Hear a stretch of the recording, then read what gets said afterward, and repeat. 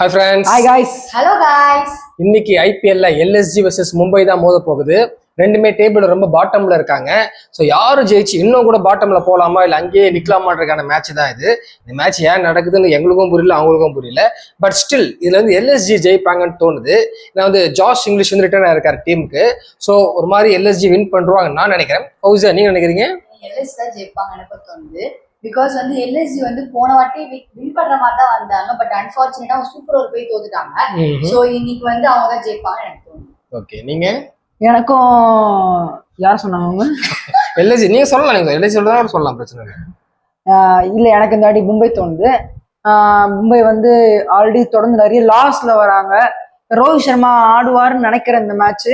So Rohit Sharma return ஆகுறாரு. அங்கே English return ஆனால் இங்கே ரோஹித் சர்மா ரிட்டர்ன் ஆகுறாரு.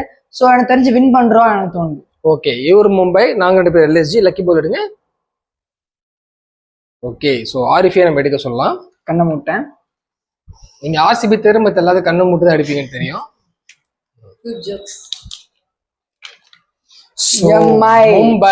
மும்பை தான் ஜெயிக்கும்னு லக்கி போல் சொல்லியிருக்கு. மேட்ச் முடிஞ்சது பார்த்துடலாம். Bye guys.